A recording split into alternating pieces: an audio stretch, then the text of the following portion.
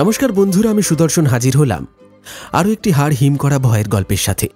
আশা করছি আপনারা প্রত্যেকে ভালো আছেন, সুস্থ আছেন। আজ আপনি শুনতে চলেছেন রাতের শ্মশানে মরা এলো। কলমে থাকছি আমি সুদর্শন। আশা রাখছি আমাদের আজকের এই গল্পটি আপনার ভীষণ ভালো লাগবে। আপনাদের মধ্যে যারা যারা আমার লেখা গল্প লাল বেনারসিতে মরা বউ ইতিমধ্যে শুনে ফেলেছেন, তারা অবশ্যই কমেন্টে জানান আপনার গল্পটি কেমন লেগেছিল। আর যারা এখনও শোনেননি তারা আর দেরি নয়, এই গল্পের শেষে আমাদের মেইন চ্যানেল অল ডে সাসপেন্সে গিয়ে লাল বেনারসিতে মরা বউ গল্পটি শুনতে ভুলবেন না। এবং নিয়মিত আমাদের ভৌতিক গল্পের আসরে যোগ দিতে আমাদের 3টি চ্যানেল গপ্পখোর, অল ডে সাসপেন্স এবং পিশাচ পর্ব অডিও স্টোরি সাবস্ক্রাইব করতে ভুলবেন না। বিশেষভাবে মনে রাখবেন, আমাদের আজকের নিবেদনের এই গল্পটি সম্পূর্ণরূপে কাল্পনিক। বাস্তব জীবনের সঙ্গে এর কোনো মিল খুঁজে নেওয়ার চেষ্টা করবেন না।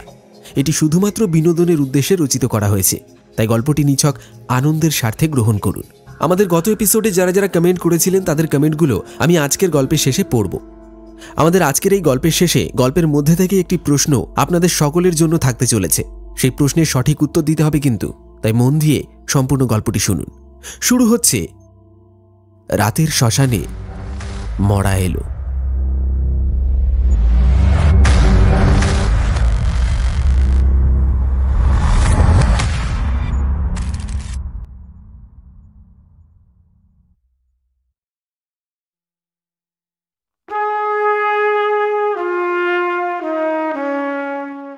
কলকাতার নিবাসী অলোক সেন, বয়স মধ্য 50-এর কাছাকাছি।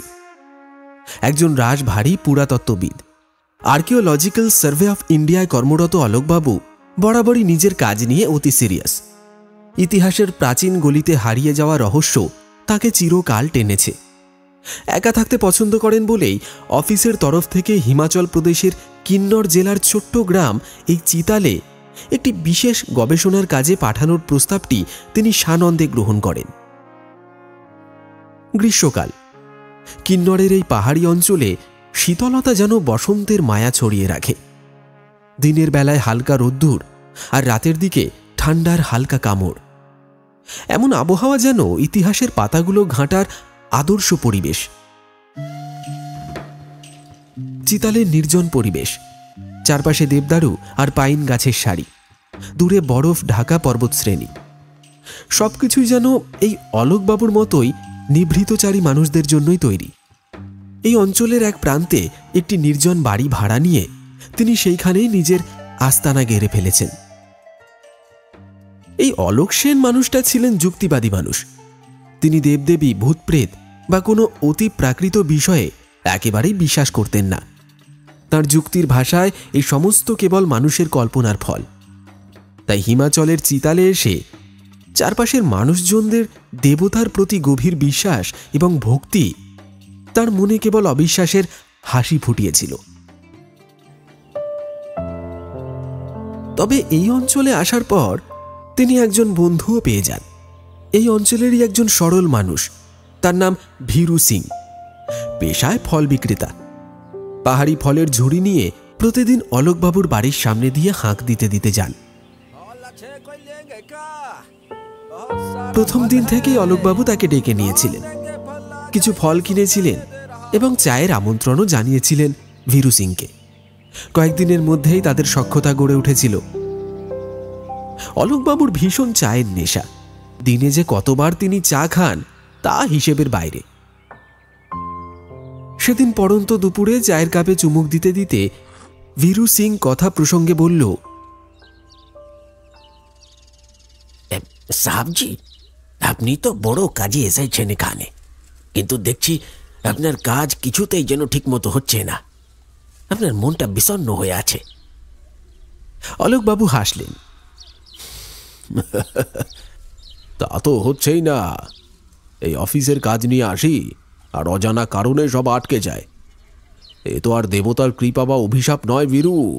কাজ আটকে থাকার পেছনে কারণ থাকে। হয়তো জায়গাটা খুব প্রত্যন্ত, যোগাযোগ ব্যবস্থাও সেরকম নেই। বীরু একটু অপ্রস্তুত হাসল, তারপর ধীরে ধীরে বলল, আপনি বিশ্বাস করবেন কিনা জানি না, তবু বলি সাহেবজি, আমাদের এখানে মহাসু দেবতার অনেক মাহাত্ম্য আছে। আমরা বিশ্বাস করি তার নামে কিছু কাজ শুরু করলে তা সফল হয়। আপনি যদি তার মন্দিরে একটি বার গিয়ে পূজা দিয়ে আসেন, তার নাম করেন, দেখবেন সব ঠিক হয়ে যাবে। অলোকবাবুর ভুরু কুঁচকে গেল। চায়ের কাপটা টেবিলে রেখে বললেন, মাহাসু দেবতা? সে আবার কে? মাহাসু আমাদের জাগ্রত দেবতা সাহেবজি। এই পাহাড় আর গ্রামাঞ্চলকে তিনিই রক্ষা করেন। অনেকেই বিশ্বাস করেন তাকে পূজা দিলে যা চাইবেন তাই মেলে। আমার কথা শুনুন, একবার যাবেন, দেখবেন ফল পাবেন। অলোক হাসলেন, কিন্তু সেই হাসিতে হালকা বিদ্রুপের ছাপ। বীরু, এসব কুসংস্কারের কথা আমার সামনে বলতে হবে না। আমি যুক্তি মেনে চলি, কল্পনা নয়। তবু তোমার ভালোবাসার খাতিরে ভাবতে পারি। বীরু সিং আরও কিছু বলতে চেয়েছিল, কিন্তু অলোকের অভিব্যক্তি দেখে চুপ করে গেল। বিকেলে রোদ্দুর তখন ধীরে ধীরে পাহাড়ের কোলে লুটিয়ে পড়েছে। পাশেই দাঁড়িয়ে ভীরু সিং, তার মুখে গম্ভীর ভাব। কয়েক মুহূর্ত চুপ থাকার পর বীরু সাহস করে বলল, সাহেবজি, মাহাসু দেবতাকে নিয়ে আপনি এমন অবজ্ঞার কথা বলবেন না। উনি আমাদের পাহাড়ের অভিভাবক। ये গ্রাম, ये জমিন সবই ওনার আশীর্বাদে রক্ষা পায়।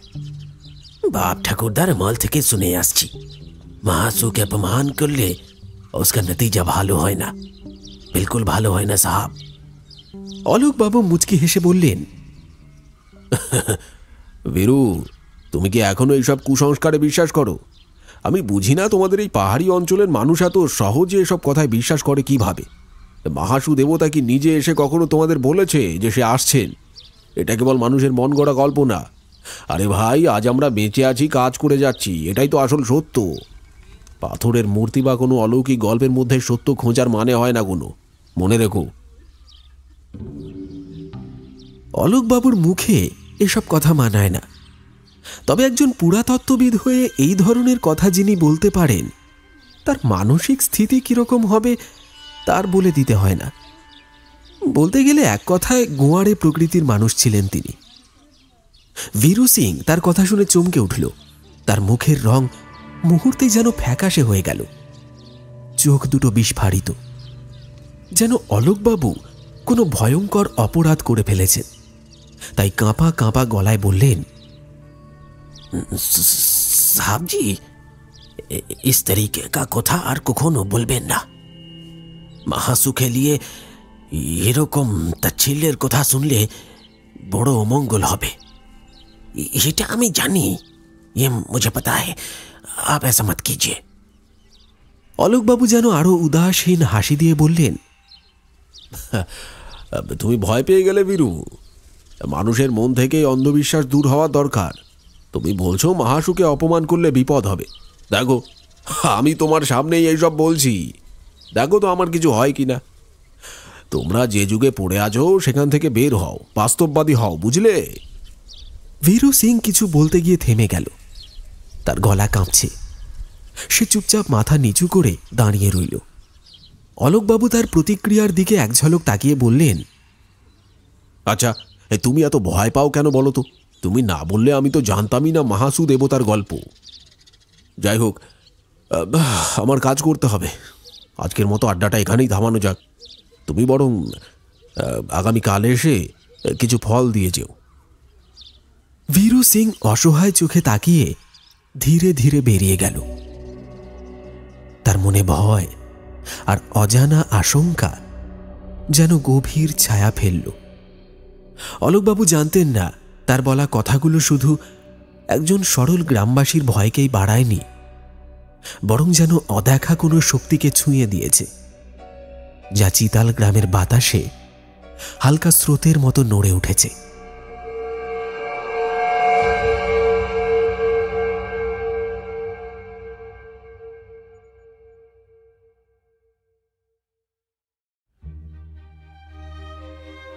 এরই মধ্যে কেটে গেছে আরও কয়েকটি দিন।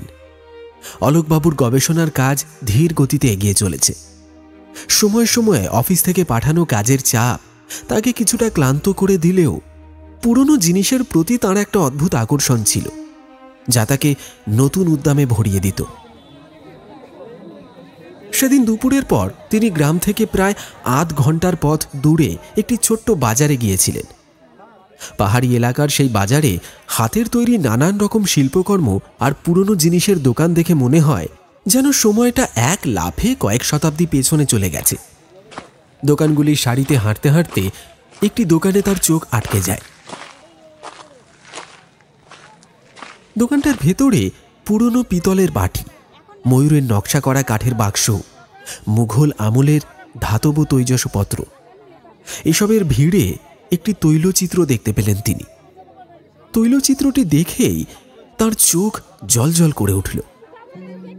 ছবিতে ফুটিয়ে তোলা হয়েছে এক মৃত্যু পথযাত্রী বৃদ্ধের চেহারা। বৃদ্ধটি একটি কাঠের পুরনো খাটে শয্যাশায়ী। তার চোখে এক অদ্ভুত শূন্যতা, যেন জীবনের শেষ মুহূর্তের দিকে তাকিয়ে আছেন। চারপাশের দৃশ্যপট ততটাই নিখুঁত। খাটের পাশে একটি ছোট্ট টেবিল, সেখানে রাখা মাটির প্রদীপ, দেওয়ালে ঝোলানো একটি পুরনো ঘড়ি, ঘরের কোণে কাঠের সিন্দুক। প্রতিটি জিনিস সূক্ষ্ম রং আর কারুকার্যে ফুটিয়ে তোলা হয়েছে। বৃদ্ধের মুখের ভাঁজ, প্রদীপের আলো, ঘরের গাঢ় রঙের দেওয়াল, সবকিছুই যেন জীবন্ত হয়ে উঠেছে। সবচেয়ে আকর্ষণীয় ছিল ছবিটির বাঁধাই। একটি মুঘল সাম্রাজ্যের সময়ের শিল্পকর্মের বৈশিষ্ট্য বহন করছিল। কাঠের উপর সোনালি আর লাল রঙের কাজ, তার উপর ফুল আর লতাপাতার কারুকাজ। বাঁধাইয়ের কোনায় ছোট ছোট পাথরের টুকরো বসানো ছিল, যা আলোর প্রতিফলনে ভীষণভাবে ঝিকমিক করছিল। অলোকবাবু ছবি থেকে চোখ সরাতে পারলেন না। তার মনে হলো এই অমূল্য জিনিসটি যেন তার সংগ্রহশালায় থাকা উচিত। তার কলকাতার বাড়িতে এর আগেও তিনি এমন অনেক জিনিস সংগ্রহ করেছেন। একটি প্রাচীন রাজস্থানী তরোয়াল, পিতলের জালপাত্র, ব্রিটিশ আমলের একটি পুরনো পকেট ঘড়ি। কিন্তু এই তৈলচিত্রটি যেন সেই সব কিছুকে একেবারে ছাড়িয়ে গেছে। ছবিটির মধ্যে যেন কোনো এক রহস্য লুকিয়েছিল, যা অলোকবাবুর চোখ এড়িয়ে যেতে পারল না। প্রথম দেখাতেই তিনি ছবিটির দিকে আকৃষ্ট হলেন, তবে আরও ভালো করে লক্ষ্য করার পর একটা অদ্ভুত বিষয় তার নজরে এলো। ছবির বৃদ্ধের মুখের জায়গায় এক অদ্ভুত প্রতিফলন দেখা যাচ্ছিল, যেন ছবিটির ভেতরে থাকা বৃদ্ধের মুখটি তার নিজের চেহারার প্রতিচ্ছবি। মুহূর্তের জন্য তিনি ভ্রু কুঁচকে তাকিয়ে রইলেন। তার মনে হল যদি বার্ধক্য আসে তবে তার চেহারা হয়তো ঠিক এমনটাই হবে। চোখের কোটরে গভীরতা, কপালে দীর্ঘ ভাঁজ আর এক ধরনের অসহায় শূন্যতা। তিনি একবার সেটিকে উপেক্ষা করার চেষ্টা করলেন। মনে করলেন এটি হয়তো আলো ছায়ার খেলা কিংবা তার কল্পনা, কিন্তু ছবির দিকে আরও একবার ভালো করে তাকাতেই তিনি বুঝলেন এটা নিছক কল্পনা নয়। প্রতিচ্ছবিটি যেন স্পষ্টতই তার নিজের ভবিষ্যতের ইঙ্গিত দিচ্ছে। অলোকবাবুর মনের গভীরে যেন একটি হালকা কাঁপুনি খেল। কিছুক্ষণ স্তব্ধ হয়ে দাঁড়িয়ে রইলেন তিনি। ছবির রহস্যময় দৃষ্টির দিকে তাকিয়ে তার মনে হল এই তৈলচিত্রটির সঙ্গে হয়তো এমন কিছু আছে যা এক সাধারণ শিল্পকর্মের গণ্ডি পেরিয়ে অন্য কোনো অজানা জগতের দিকে ইঙ্গিত করছে। তবু তার যুক্তিবাদী মন ছবিটির আকর্ষণে টেনে নিয়ে গেল এবং তিনি ঠিক করলেন যে এটি তার সংগ্রহে রাখতেই হবে।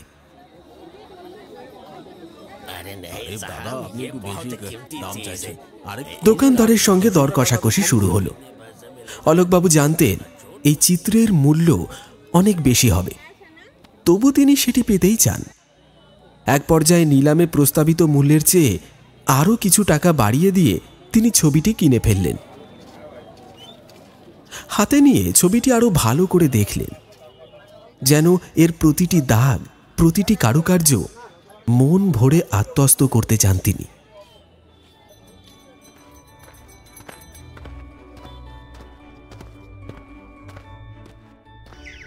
মহা আনন্দে অলোকবাবু তৈলচিত্রটি তার ভাড়া বাড়িতে নিয়ে এলেন। নিজের ঘরের শয্যার ঠিক উপরের দেওয়ালে সুন্দরভাবে সেটিকে টাঙিয়ে রাখলেন। 4 ফুট বাই 3 ফুট আকারের ফ্রেমবন্দি চিত্রটি দেওয়ালে ঝুলতেই যেন ঘরের শোভা বহুগুণে বেড়ে গেল। তৈলচিত্রটির দিকে তাকিয়ে অলোকবাবুর মনে হল এটি যেন শুধু একটি শিল্পকর্ম নয়, বরং এক অমোঘ আকর্ষণের কেন্দ্রবিন্দু। ছবির প্রতিটি রং, প্রতিটি ছোঁয়া এমন নিখুঁতভাবে ফুটিয়ে তোলা হয়েছে যে শিল্পীর দক্ষতায় তিনি আপ্লুত হয়ে পড়লেন। কিছুক্ষণ ধরে চুপচাপ ছবিটির দিকে তাকিয়ে থাকলেন। তারপর হঠাৎ ঠোঁটের কোণে একটা আনন্দের হাসি ফুটে উঠল। তার মনে পড়ল কলকাতার বাড়ির সেই ব্যক্তিগত ঘরটির কথা। সেখানে যখন এটি ঝুলবে, পুরো ঘরের পরিবেশটাই যেন অন্য মাত্রা পাবে। কল্পনায় তিনি নিজেকে দেখলেন তার সংগ্রহশালার অন্যান্য অ্যান্টিক পিসের মাঝে এই চিত্রটিও দাঁড়িয়ে আছে এবং এটি ঘরে ঢুকেই সবার দৃষ্টি টেনে নিচ্ছে। ছবিটির শিল্পগুণ আর রহস্যময়তা এক অদ্ভুত মোহ সৃষ্টি করেছিল তার মনে। অলোকবাবু অনুভব করলেন এই তৈলচিত্রটির প্রতি তাঁর আকর্ষণ শুধু চমৎকার শিল্পের জন্য নয়, বরং এর মধ্যে যেন লুকিয়ে আছে কোনো এক গভীর রহস্য, যা তিনি খুঁজে পাওয়ার অপেক্ষায় রয়েছেন।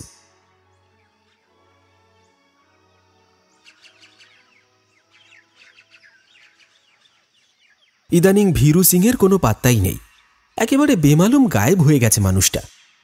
কয়েকদিন আগেও নিয়মিত অলোকবাবুর খোঁজ নিতে আসতো, ফল নিয়ে আসতো, দুজনের মাঝে একটুখানি কথোপকথন হতো। অলোকবাবু তার কাছ থেকে ফল কিনতেন আর গ্রাম্য মানুষের জীবনের নানান গল্প শুনতেন।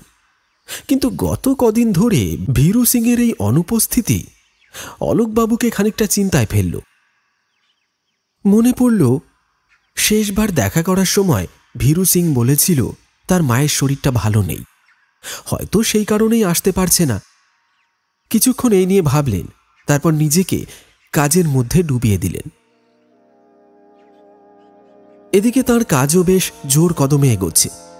মাসখানেকের মধ্যেই সমস্ত তথ্য সংগ্রহ করে কলকাতায় ফিরে যেতে হবে। কাজের সূত্রে দেশের নানান প্রান্তে ঘুরে বেড়ানোর আনন্দটা অলোকবাবুর মনে বরাবরই একরকম ছেলে মানুষই উত্তেজনা তৈরি করে। নতুন জায়গা, নতুন মানুষ আর ইতিহাসের নানান অজানা অধ্যায় আবিষ্কার করার মধ্যে দিয়ে তার জীবন যেন এক ধরনের নেশায় ভরে ওঠে। কিন্তু এবারকার ভ্রমণটা কেমন যেন একটু ভিন্ন। মনে হচ্ছে তিনি শুধু ইতিহাসের খোঁজেই আসেননি, বরং এই জায়গাটা, এই পরিবেশটা তাকে এমন কিছু অভিজ্ঞতার দিকে টেনে নিয়ে যাচ্ছে যা তিনি আগে কখনো অনুভব করেননি। যেন কোথাও কোনো অদৃশ্য সীমারেখার ওপারে কিছু একটার জন্য অপেক্ষা করছেন। তার মন বলছে এবারকার যাত্রাটা অন্যরকম হবে। এক অজানা রহস্যের কুয়াশা তাকে ঘিরে ধরেছে। অলোকবাবু জানেন না, কিন্তু কোথাও যেন ভেতর থেকে অনুভব করছেন এই ভ্রমণ শুধু ইতিহাসের পাতা উল্টানোর নয়, বরং নিজের জীবনের কোনো এক অচেনা অধ্যায়ের মুখোমুখি হওয়া।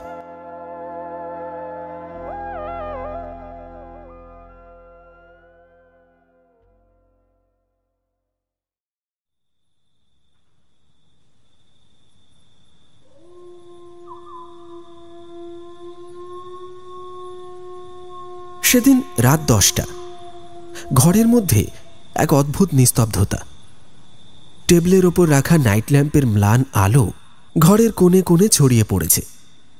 অলোকবাবু চশমা চোখে টেবিলের সামনে বসে নীরবে ডকুমেন্টে কিছু লেখালেখির কাজ করছিলেন। রাতের সেই মুহূর্তে ঘরের নীরবতায় যেন একটা চাপা ভারের অনুভূতি ছিল, যা তিনি অদ্ভুতভাবে উপলব্ধি করলেন। কিছুক্ষণ লেখার পর হঠাৎ করেই তার চোখটা গিয়ে আটকাল খাটের ঠিক উপরের দেওয়ালে ঝুলিয়ে রাখা সেই পেন্টিংটিতে। মৃদু আলোয় পেন্টিংটির ভেতরে থাকা বৃদ্ধের চোখ জোড়া যেন প্রাণ ফিরে পেয়েছে। চকচকে সেই চোখ দুটি যেন সরাসরি অলোকবাবুর দিকেই তাকিয়ে আছে। তার মনে হল ছবির বৃদ্ধটি মৃত্যুর আগে কোনো অজানা ইচ্ছার ইঙ্গিত দিতে চাইছে।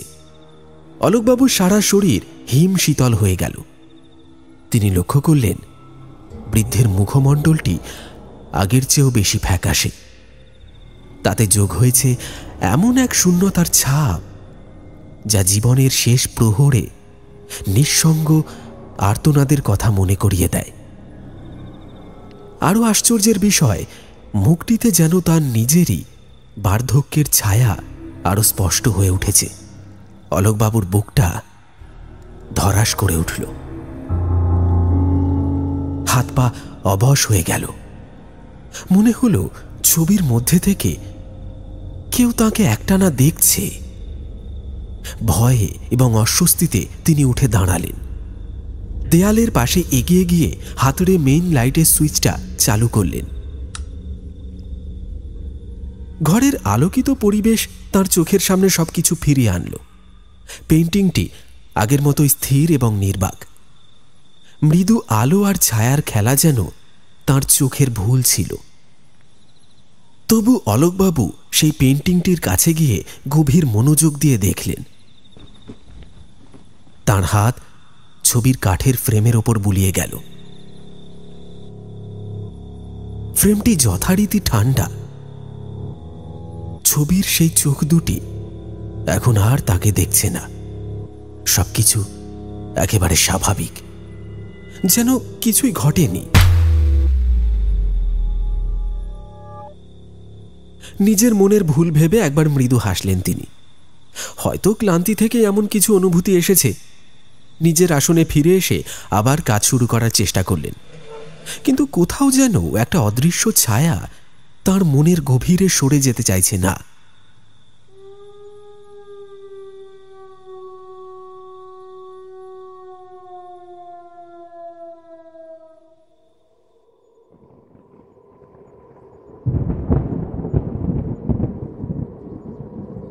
সেদিন সকাল থেকেই আকাশের মুখ ভার ছিল। অলোকবাবু খবর পেলেন রিসার্চ সাইটের পথে পাহাড় ধসে রাস্তা বন্ধ হয়ে গেছে। বাধ্য হয়ে তিনি কলকাতার অফিসে ফোন করে জানালেন কাজ কিছুদিন পিছিয়ে যেতে পারে। এর ফলে ঘরেই বসে সময় কাটানো ছাড়া আর উপায় রইল না। দুপুরের খাওয়া দাওয়া সেরে তিনি নিজের ঘরে এসে বসলেন। সময় কাটানোর জন্য বিখ্যাত সুকুমার রায়ের আবোল তাবোল বইটি খুলে পড়তে শুরু করলেন। বাঁধা ধরা সেই বোকামির বাইরে বেরিয়ে কল্পনার বিচিত্র রাজ্য। সত্যি এক অনন্য শিল্প। মনোরম ভাবনায় ডুবে যাচ্ছিলেন অলোকবাবু। এমন সময় হঠাৎ করেই আকাশ ভেঙে বৃষ্টি নামল। জানলার শিক ভেদ করে জল ছাটিয়ে এসে বইয়ের পাতাগুলো ভিজিয়ে দিচ্ছিল। উঠে গিয়ে জানলাটা বন্ধ করলেন তিনি। জানালা বন্ধ করেই ঘুরে দাঁড়ালেন, আর তখনই চোখটা গিয়ে পড়ল সেই দেওয়ালে টাঙানো তৈলচিত্রটির দিকে। ঘরের আলো আর বাইরের মেঘলা পরিবেশের ছায়ায় ছবিটা যেন আরো বেশি গভীর আর রহস্যময় মনে হচ্ছিল। হঠাৎ ছবির মধ্যে বৃদ্ধের চোখের দিকে তার চোখ পড়ল। চোখাচোখি হল এক মুহূর্তের জন্য। অলোকবাবু অনুভব করলেন যেন সেই চোখ দুটি জীবন্ত হয়ে উঠেছে। বৃদ্ধের চোখের ম্লান দৃষ্টি কেমন একটা অদ্ভুত সম্ভাবনার ইঙ্গিত দিচ্ছে। তিনি দেখলেন নিজের অজান্তেই তার দৃষ্টি তীব্র হয়ে উঠেছে। সেই চোখ থেকে যেন এক অদৃশ্য শক্তি তাকে টেনে নিচ্ছে। কেমন যেন ভারী অনুভূতি পুরো শরীরে ছড়িয়ে পড়ল। হাত পা অবশ হয়ে আসছে, বুক ধরফর করছে। হঠাৎ মনে পড়ল দুপুরে ওষুধ খেয়েছিলেন তো ঠিকঠাক। তার মনে হলো হার্ট অ্যাটাক আসছে না তো। একটা তীব্র ভয় পেয়ে বসল তাকে। একেবারে একা ঘরে, পাশে কেউ নেই। এই মুহূর্তে যদি কিছু একটা ঘটে যায় তাহলে তাকে বাঁচাবে কে? এবার তিনি স্পষ্ট দেখতে পেলেন বৃদ্ধের মুখটা যেন একটু একটু করে আরো ফ্যাকাশে হয়ে উঠছে। ছবির বৃদ্ধ যেন তাকে নিজের ভাঙা দুর্বল কণ্ঠে কিছু একটা বলতে চাইছে। অলোকবাবুর শরীরে কাঁপুনি ধরে গেল। মনে হলো ঘরের পরিবেশের মধ্যেও যেন সেই রহস্যময় বৃদ্ধের উপস্থিতি ছড়িয়ে পড়েছে।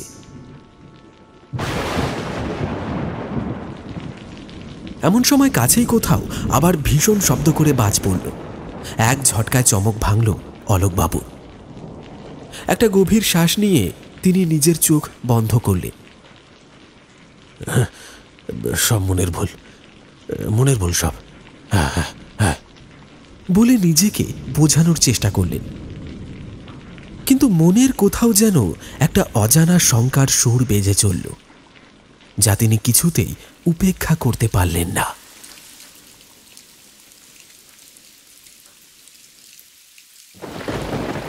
সারা দিন ধরে বৃষ্টি যেন থামার নাম নিচ্ছে না। কখনো মুষলধারে ঝরছে, তো কখনো একটু বিরতি দিয়ে আবার শুরু হচ্ছে বজ্রপাতের তীব্র আওয়াজের সঙ্গে।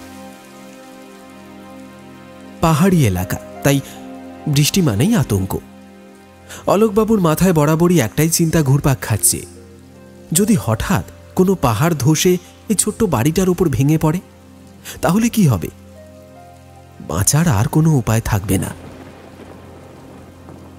রাতের খাবার নিজেই বানিয়ে নিয়েছিলেন অলোকবাবু। গরম রুটি আর আলুর তরকারি, এই সাধারণ খাবারটাই তাঁর প্রিয়। খাওয়া শেষে তিনি ঘরে এসে নিজের চেয়ারে বসে একটু আরাম করার চেষ্টা করছিলেন। ঘড়িতে তখন 10:30 কি 11:45 বাজে। বাইরের বৃষ্টির আওয়াজের মধ্যে মাঝে মাঝে বিদ্যুতের চমক জানলার কাঁচ ভেদ করে ঘরটাকে এক মুহূর্তের জন্য আলোকিত করে আবার অন্ধকারে ডুবিয়ে দিচ্ছিল। ইলেকট্রিসিটি ছিল না সারা সন্ধ্যা থেকে। বাড়িওয়ালা আগে ভাগেই একটা কেরোসিন বাতি দিয়ে গিয়েছিলেন, সেটাই টেবিলের এক কোণে মৃদু আলো জ্বালিয়ে রাখছিল। অলোকবাবুর চোখে ধীরে ধীরে ঘুম জড়িয়ে আসছিল। কেমন যেন ক্লান্তি গ্রাস করছিল তাঁকে, কিন্তু ঠিক তখনই একটা অদ্ভুত ফিসফিসে কণ্ঠস্বর তাঁর কানে ভেসে এলো।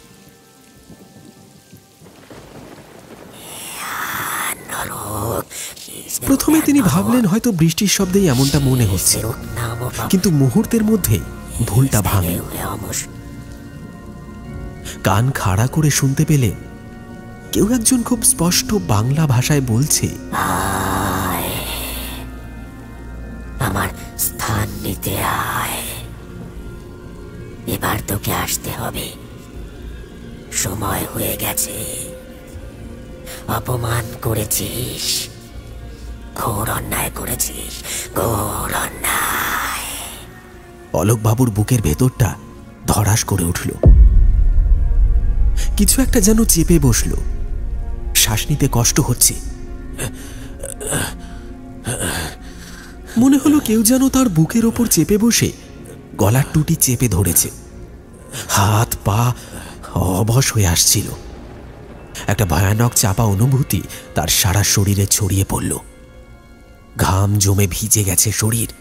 ঘরের পরিবেশটা কেমন ভারী আর অদ্ভুত হয়ে উঠেছে। বাইরে বৃষ্টির তীব্র শব্দ আর বজ্রপাতের ঝলকানি যেন পুরো গ্রামটাকে একটা মৃত্যুপুরীতে পরিণত করেছে। ঝড়ের তাণ্ডবের মাঝে মনে হচ্ছিল চারপাশে কেবল এক অদৃশ্য উপস্থিতি ঘুরে বেড়াচ্ছে, যা তাঁকে তাড়া করে নিয়ে যেতে চায়। অলোকবাবু প্রাণপণে উঠে দাঁড়ানোর চেষ্টা করলেন, কিন্তু তার শরীর যেন কোনো অদৃশ্য শিকলে বাঁধা পড়ে আছে। সেই ফিসফিসে কণ্ঠস্বর ঘরের প্রতিধ্বনির মতো আবার শোনা গেল।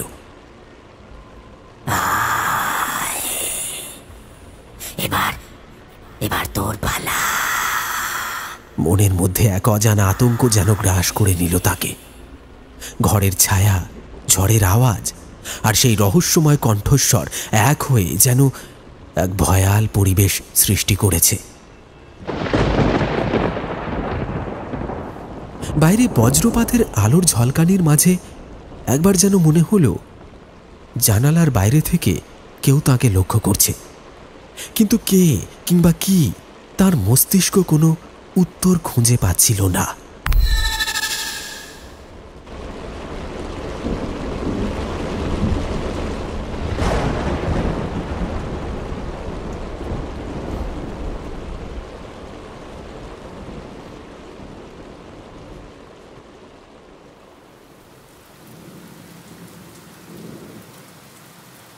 যথাসময়ে সকাল হলো। অলোকবাবু ধীরে ধীরে ঘুম থেকে উঠলেন। প্রথমে তার মাথায় এলো না যে তিনি কোথায় আছেন। বিছানায় আধশোয়া অবস্থায় চোখ মেলে চারপাশটা দেখে যেন খানিকটা বিস্মিত হলেন।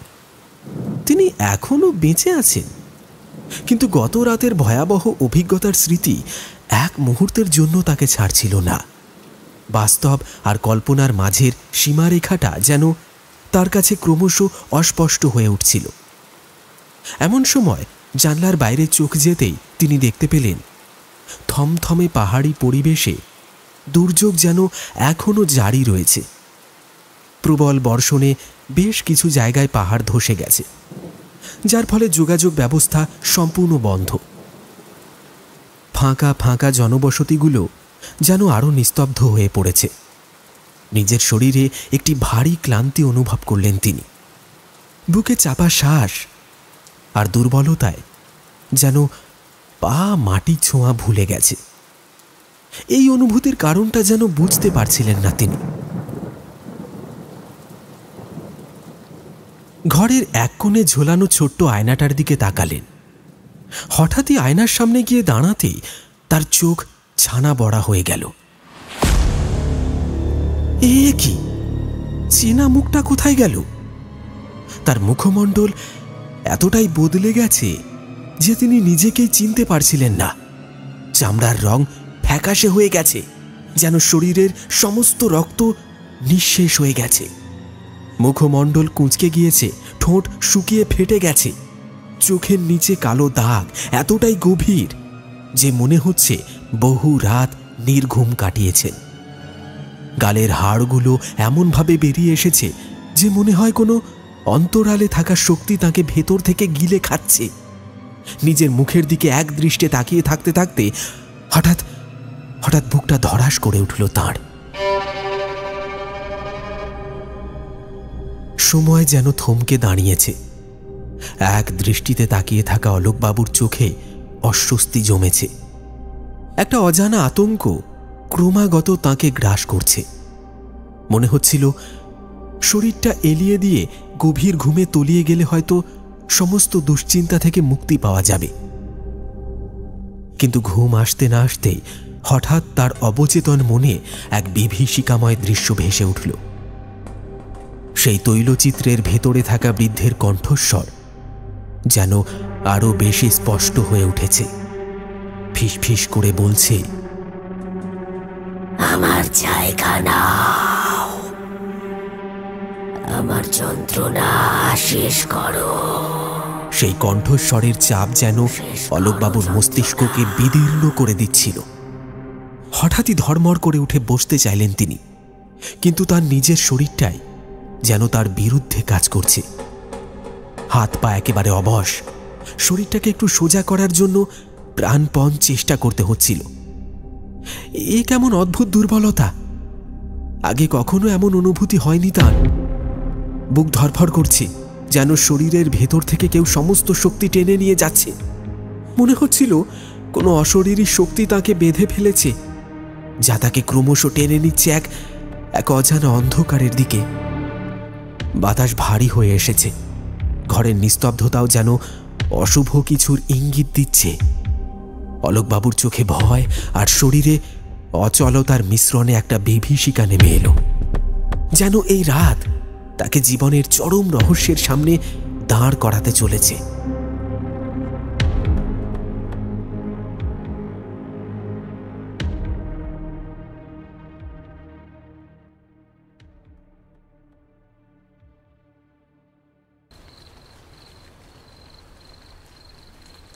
দিনের আলো গলে গিয়ে রাতের আধার নেমে এসেছে, আর সেই অন্ধকার যেন আরো বেশি করে গ্রাস করছে অলোকবাবুকে। বিছানায় পড়ে থাকা শরীরটা একেবারে অবশ। কোনো রকম নড়াচড়ার শক্তি নেই তার। কেরোসিনের হ্যারিকেন জ্বালানো তো দূরের কথা, সামান্য মলমূত্র ত্যাগ করতেও বিছানা ছেড়ে ওঠার ক্ষমতা হারিয়েছেন তিনি। ইতিমধ্যেই নিজের দুর্বল শরীরের ভারে তিনি কয়েকবার সেই প্রয়োজন বিছানাতেই মিটিয়েছেন। ঘরটা এক ভয়াবহ দুর্গন্ধে ভরে উঠেছে। মনে পড়ছে ভীরু সিংয়ের কথা। কি ভালোই না হতো যদি সে পাশে থাকত। কিন্তু এই দুর্যোগপূর্ণ পরিস্থিতিতে তার আসার কোনো সম্ভাবনা নেই। পিপাসায় গলা শুকিয়ে কাঠ। টেবিলের ওপর রাখা জগ থেকে এক গ্লাস জল তুলে খাওয়ার শক্তিটুকু যেন তার নেই। ঘরের আবহাওয়া থমথমে।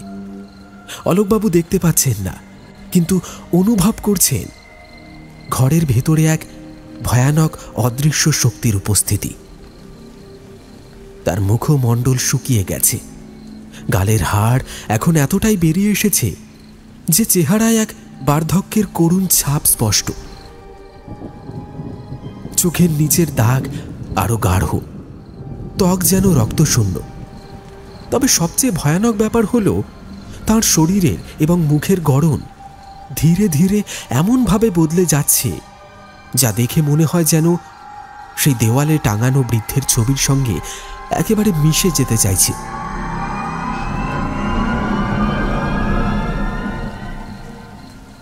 এই চিত্রটি যদি কোনো তৃতীয় ব্যক্তি দেখতে পেত, তবে তার বুকের ভেতরটা নিশ্চিত ছ্যাঁত করে উঠত। অলোকবাবু এখন একটা কঙ্কাল, যার উপর শুধু চামড়া পুড়িয়ে দেওয়া হয়েছে, ঠিক ওই তৈলচিত্রের মৃত্যু পথযাত্রী বৃদ্ধের ছবিটির মতো।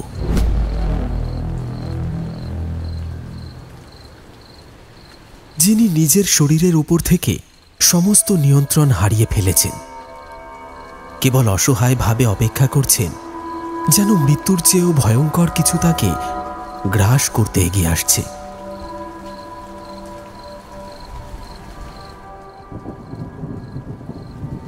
শীতপ্রধান এই পাহাড়ি অঞ্চলের ঠান্ডা এমনিতেই হাড়ে বিঁধে যাওয়ার মতো, কিন্তু অলোকবাবুর শরীরে যেন আরো গভীর কোনো শীতের প্রবাহ বইছে। তার পুরো শরীর ভয়ঙ্করভাবে কাঁপছে। গলার ভেতর থেকে কিছু শব্দ বের করার চেষ্টা করছেন তিনি, কিন্তু শক্তি নেই।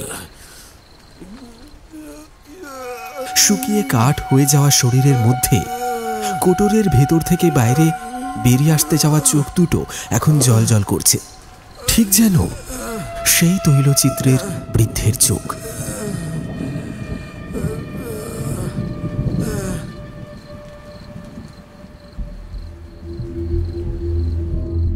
রাত 1:15, আর এখন অলোকবাবুর শয্যাটা হুবহু মিলে গেছে সেই তৈলচিত্রের দৃশ্যের সঙ্গে। এক বিন্দু ফারাক নেই। মনে হচ্ছে ছবির ভেতরে আটকে থাকা চিত্রটি যেন নিজের প্রতিচ্ছবি পার্থিব জগতে তৈরি করতে অবশেষে সফল হয়েছে।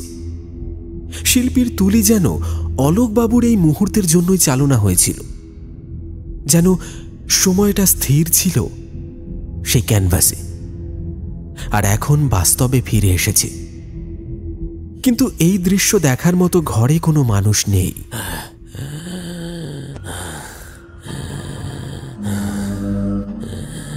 অলোকবাবুর বুকটা হাঁপুড়ের মতো উঠছে আর নামছে, যেন জীবনের শেষ কয়েক মুহূর্তের জন্য চেষ্টা করছে বাতাসের সামান্য কণাটুকু টেনে নিতে।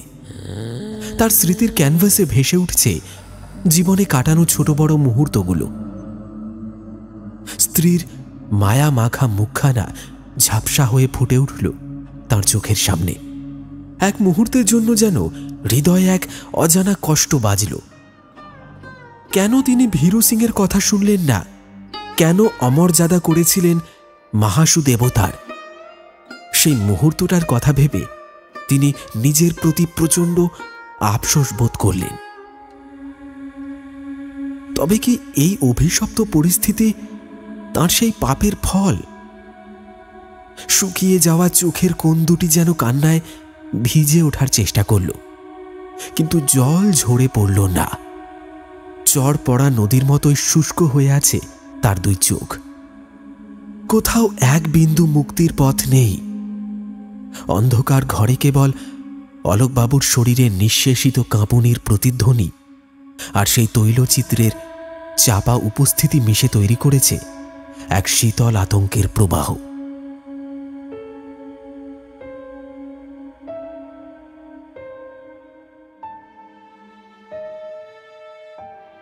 কেটে গেছে আরও একটা সপ্তাহ। প্রকৃতি ধীরে ধীরে স্বাভাবিক হয়েছে। পাহাড়ি রাস্তাগুলোর ধস সারানোর কাজ চলছে, আর মানুষজনও ঘর ছেড়ে বাইরে বেরোতে শুরু করেছে। তবে এলাকায় একটা অদ্ভুত ব্যাপার লক্ষ্য করেছে সবাই। এই অঞ্চলের কিছু বন্য প্রাণী আচমকা অস্বাভাবিক আচরণ করছে। সাধারণত এরা জনবসতির ধারের কাছে আসে না, কিন্তু ইদানিং আশেপাশে দেখা মিলছে ইউরেশিয়ান ব্ল্যাক ভালচার, বৃহৎ রাভেন, এমনকি রেড ফক্স আর ফেরাল কুকুরের। প্রথম দিকে কেউ গুরুত্ব দেয়নি, কিন্তু ক্রমাগত এদের ভিড় বাড়তে দেখে বাড়িওয়ালা মশাই চিন্তিত হয়ে পড়লেন। অলোকবাবুর কোনো খবর নেই এতদিন। লোকটার কথা ভাবতেই গাটা শিরশির করে উঠল তাঁর। অগত্যা কয়েকজন স্থানীয় লোককে ডেকে নিয়ে তিনি সেই বাড়ির সামনে দাঁড়ালেন। দরজাটা ভিতর থেকে বন্ধ। কয়েকবার অলোকবাবুর নাম ধরে ডাকলেন তিনি। अरे ओ हलक बाबू, घर पर है क्या आप? अरे कुछ बोलिए, अगर है तो। घर तो अंदर से बंद है, कृपया करके दरवाजा खोल दीजिए अलक बाबू। কিন্তু সাড়া মিলল না। ভিতরের নিস্তব্ধতা যেন কেমন গা ছমছমে লাগছিল। ये दरवाजा तोड़ना पड़ेगा। বললেন একজন। সবাই একসঙ্গে ঝাঁপিয়ে পড়ল। মুহূর্তেই দরজাটা ভেঙে পড়ল, আর ভিতরে ঢুকতেই সবাই থমকে গেল। ঘরের ভেতর বিছানার ওপর শুয়ে আছে একটা অর্ধ পচা গলা শুকিয়ে যাওয়া মৃতদেহ। দেহটা আর পুরো নেই। শরীরের একাধিক জায়গা জুড়ে ক্ষত আর কাটা দাগ। চামড়ার অনেকটা অংশ ছিঁড়ে খুঁড়ে খেয়ে গেছে বন্য প্রাণীরা। ঘরের কোণে একটা রেড ফক্স তখনও দাঁড়িয়েছিল। ভীত সন্ত্রস্ত চোখে সবাইকে দেখে জানালা গলে পালিয়ে গেল। কিন্তু সবচেয়ে ভয়াবহ দৃশ্যটা ছিল বিছানার ওপর। একটা বিশাল কালো রাভেন অলোকবাবুর মৃতদেহের উপর বসে আছে। তার ঠোঁট তখনও মৃতদেহের চিড়ে যাওয়া পেটের ভেতরে। ঠোঁটের ডগা দিয়ে কিছু রক্তাক্ত অঙ্গ বের করে আনছে সে, আর মহা আনন্দে গিলছে। সেই শব্দ যেন সবাইকে জমিয়ে ফেলল। দুর্গন্ধ এতটাই তীব্র যে কেউ ঠিক করে দাঁড়িয়ে থাকতে পারছে না। পাশ থেকে একজন চিৎকার করে বলল, अरे देखिए, वो दीवार में टंगी हुई तस्वीर को देखिए, ये तो इसका ही पेंटिंग लग रहा है। ভীরু সিং দরজার পাশে দাঁড়িয়েছিল। শব্দ শুনে তার দৃষ্টি গেল সেই তৈলচিত্রের দিকে। ঘরের দেয়ালে ঝোলানো সেই অদ্ভুত চিত্রটা যেন সম্পূর্ণ বদলে গেছে। ছবিতে থাকা বৃদ্ধের মুখটা এখন হুবহু মিলছে অলোকবাবুর মৃতদেহের সঙ্গে। এমনকি ছবিতে বিছানার দৃশ্যটাও ঠিক অলোকবাবুর ঘরের মতো লাগছে, যেন পুরো দৃশ্যটা সেই চিত্র থেকে বাস্তবে নেমে এসেছে। ভীরু সিং গভীর দীর্ঘশ্বাস ফেলল। গম্ভীর গলায় বলে উঠল, বাবু, আপনাকে আমি বারণ করেছিলাম। মহাসু দেবতাকে নিয়ে कुछ বলাটা बिल्कुल আপনার উচিত হয়নি। তিনি ভীষণ জাগ্রত দেবতা। একবার গুসা हो जाने से কাউকে ক্ষমা করেন না। দেখলেন তো কি হয়ে গেল? अनर्थ हो गया, अनर्थ।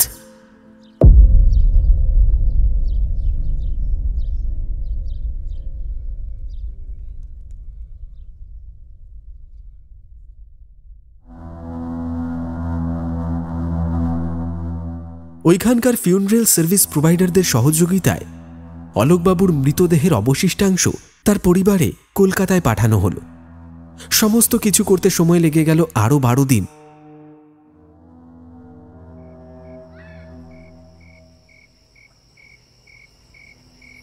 দক্ষিণ কলকাতার গড়িয়ার মহাশ্মশানে তখন রাত প্রায় 12টার কাছাকাছি। নিস্তব্ধ রাতের মধ্যে শ্মশান যাত্রার মশাল আর নিভু নিভু আলো যেন অলোকবাবুর মৃত্যুকে আরো মর্মান্তিক করে তুলেছিল। পরিবার আর আত্মীয়রা তাকে ঘিরে বিলাপ করছে। কেঁদে কেঁদে সবাই যেন দিশেহারা। অলোকবাবুর অর্ধ গলে যাওয়া শরীরের চেহারা দেখে কারোর চোখে জল আর থামছিল না। সেই চেহারা, সেই দৃশ্য একবার দেখলে কোনো মানুষের পক্ষে সহজে ভোলা সম্ভব নয়।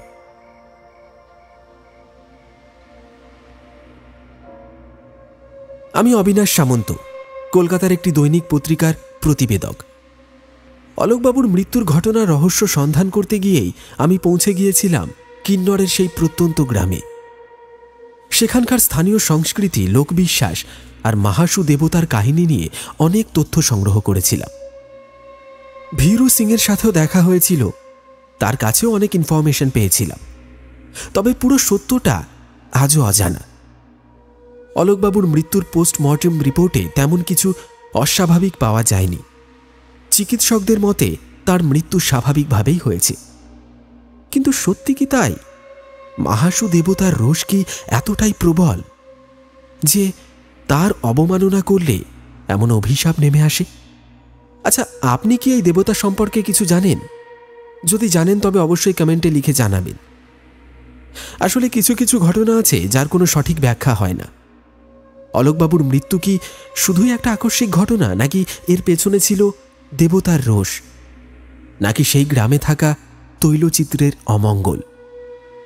এই সকল প্রশ্নের উত্তর খুঁজতে গিয়ে আমিও এক আশ্চর্য রহস্যের মুখোমুখি হয়েছি।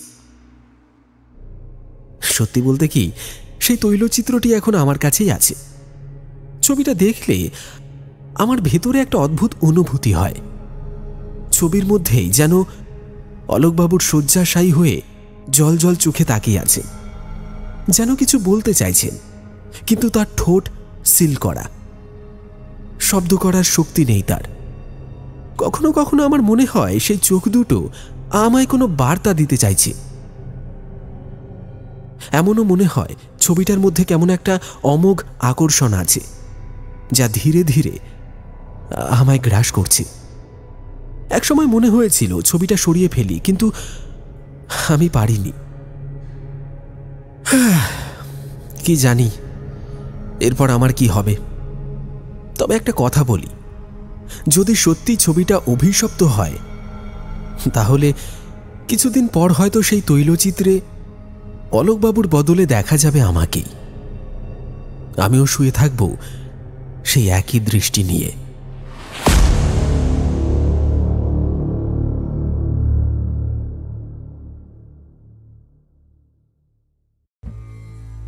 শুনলেন রাতের শ্মশানে মরা এলো। গল্পটি আপনার কেমন লাগলো অবশ্যই জানাতে ভুলবেন না। ভালো লাগলে কিন্তু লাইক করতেই হবে। আজকের এই গল্পের মধ্যে থেকেই আপনার জন্য থাকছে একটি বিশেষ প্রশ্ন। অবশ্যই আপনার নামের সঙ্গে এই প্রশ্নের সঠিক উত্তর লিখতে ভুলবেন না। আপনাদের মধ্যে থেকেই কয়েকটি নাম আমি বেছে নেব আগামী গল্পে ঘোষণা করার জন্য। আজকের প্রশ্নটি হচ্ছে, আমাদের আজকের গল্পের প্রধান চরিত্র বাঙালি বাবু অলোক সেন। তিনি রাতের বেলায় কি খেতে খুবই পছন্দ করতেন? খুবই সহজ একটি প্রশ্ন, আরেকবার বলছি। আমাদের আজকের গল্পের প্রধান চরিত্র বাঙালি বাবু অলোক সেন। তিনি রাতের বেলায় কি খেতে খুবই পছন্দ করতেন? ঝটপট আপনার নামের সাথে সঠিক উত্তরটি কমেন্টে লিখে জানান। তাহলে চলুন এক দফা দেখে নিই আমাদের আগের এপিসোডে কারা কারা কমেন্ট করেছিলেন। আমাদের আগের এপিসোড গ্রামের নাম কল্যাণপুর গল্পে কমেন্ট করেছিলেন আটলান্টা ইউএসএ থেকে অসীম সাহা। অনুপা চ্যাটার্জি বলছেন, আমার নাম অনুপা চ্যাটার্জি, আমি ছত্তিশগড়ের ভিলাইনগর থেকে গল্পগুলো শুনি। সূর্যদীপ পান্ডা দুলকি থেকে, খুলনা বাংলাদেশ থেকে মাহাদি মাহমুদ। এছাড়া কমেন্ট করেছে ঘাটাল থেকে প্রভাস। একজন বলছে, দাদা আমার নাম শান্ত সাহা, আমার বাড়ি বাংলাদেশে আর আমি থাকি মালয়েশিয়ায়। এছাড়া কোচবিহার থেকে রয়েছে উদয় ধর। সত্যান্বেষী সেন, আমি বীরভূম জেলার বোলপুর থানা বাহিরি গ্রাম থেকে গল্পটি শুনছি। খুব সুন্দর হচ্ছে আপনাদের উপস্থাপনাগুলি।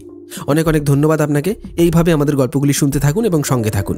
একজন বলছেন, আমি দুর্গাপুর থেকে শুনছি, আমার নাম সুশান্ত ঘোষ। এছাড়া সুশান্ত দাস নামে একজন কমেন্ট করেছে দেখছি, তিনি বহরমপুর মুর্শিদাবাদের ৪৯ পাড়া গোলজান থেকে বলছেন। হাওড়া আন্দুল থেকে কমেন্ট করেছেন সুমন মুখার্জি। এছাড়া সৈকত পাঞ্জা বলছেন, আমি চাকুর থেকে শুনছি। এছাড়া কলকাতা থেকে রয়েছে মেঘা চক্রবর্তী। ঘাটাল থেকে ঋত্বিক। হুগলি জেলার পোলবা কাসুন্দি পাড় থেকে অজয় কুমার মুখার্জি লিখেছে, খুব ভালো লাগলো, আগের ও পরের এপিসোড শুনতে চাই। এছাড়া বারুইপুর থেকে রয়েছে রাজশ্রী। আপনাদের প্রত্যেককে অনেক অনেক অনেক ধন্যবাদ আমাদের গল্পগুলি মন দিয়ে শোনার জন্য এবং আপনার মূল্যবান মতামত আমাদের সঙ্গে কমেন্টে ভাগ করে নেওয়ার জন্য। যাদের কমেন্ট আমি পড়তে পারলাম না তারা দয়া করে রাগ করবেন না। আপনারা প্লিজ আজকের এই গল্পে আপনার নামটি এবং আজকের এই গল্পে যে প্রশ্নটি ছিল তার সঠিক উত্তরটি ঝটপট লিখে ফেলুন। হতে পারে আগামী গল্পে আপনার নামটা আমি ঘোষণা করতে পারি। আর হ্যাঁ, অবশ্যই যারা গল্প পড়তে ভালোবাসেন তারা ডেসক্রিপশনে দেওয়া লিঙ্ক থেকে আমায় প্রতিলিপিতে ফলো করতে ভুলবেন না। তাহলে চলুন দেখা হচ্ছে আবার একটি রোমহর্ষক কাহিনীর সাথে আগামী এপিসোডে। সবাই খুব ভালো থাকবেন, সুস্থ থাকবেন। ধন্যবাদ।